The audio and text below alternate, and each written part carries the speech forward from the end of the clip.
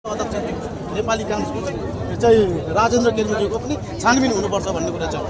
छानबिन हुनुपर्छ नि, छानबिन 100% हुनुपर्छ र छानबिन हुन्छ। अब भ्रष्टाचारी हैन, यस्ता गुण्डागर्दी गर्ने, दादागिरी देखाउने यस्ता नाइकेहरूको चाहिँ सबै अन्त्य हुनुपर्छ, निर्मूल हुनुपर्छ। धनी गरिब समानता हुनुपर्छ, कानुन सबैलाई बराबरी लाग्नुपर्छ। जय घन्टी, जय बाले। मैले एक नम्बरमा देखेको हजुर होइन, मैले एक नम्बरमा देखेको हस्पिटलमा हजुर जति पनि पीडितहरू छन् त्यहाँ हजुर त्यो पीडितहरूलाई के अरे स्वास्थ्य बिमा दिएको छ। हजुर त्यो स्वास्थ्य बिमाबाट चाहिँ के अरे उपचार हुन्छ हुँदैन यो त्यो चाहिँ सुधारिनु पर्यो भन्ने चाहिँ तपाईँको भने जुन कुरा बिमादेखि छ सुधारिएको चाहिँ सामग्रीहरू चाहिँ औषधि चाहिँ भने जति पाउँदैन, केही मात्रै पाउँदैन तपाईँको चाहिँ गुनासो होइन। एक दिन म आफै पीडित भएर त्यहाँ म के अरे भक्तपुर क्यान्सर हस्पिटल गएँ हजुर होइन। मैले बिमा बोकेर गएको चाहिँ मसँग क्यास नहोला, बिमाबाटै गर्छु भनेर गएको थिएँ नि त म।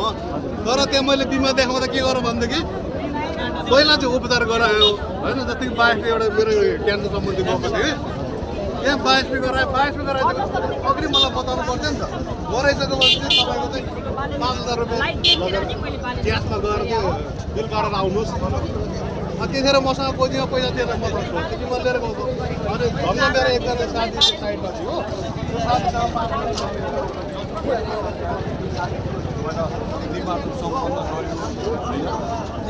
निर्वाचनमा सहभागी भएर रवि मालेको पार्टीले चाहिँ बहुमत ल्याउने चान्स देखिएको छ। अब एक पक्षीय सरकार बन्ला, एकदलीय सरकार बन्ला जस्तो छ, सरकारले काम गर्ला जस्तो छ। तपाईँको आशा अपेक्षा के छन् भन्नुहोस् त, के गर्नुपर्छ अब पनि नयाँ सरकारले? एउटा भनेको करप्सनलाई चाहिँ रुटबाटै हटाउनु पर्यो। अब हामीले हाम्रो कामहरू वर्कहरू टर्न गराउनको लागि हामीले कल गरेर मेरो यो काम गर्दैन भनेर भन्न नपरोस्।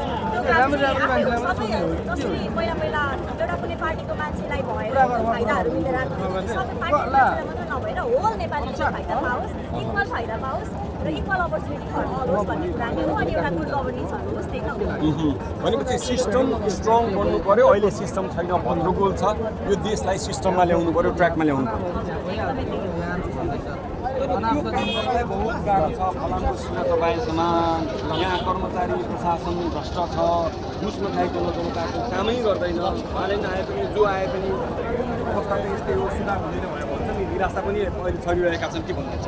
होइन, त्यस्तो त लाग्दैन हामीलाई होइन। हामीलाई चाहिँ बालेले गर्न सक्नुहुन्छ, is capable of doing so भन्ने खालको चाहिँ हामीलाई एकदमै ट्रस्ट छ उहाँमा। उहाँले गर्न सक्नुहुन्छ। हस्, थ्याङ्क यू।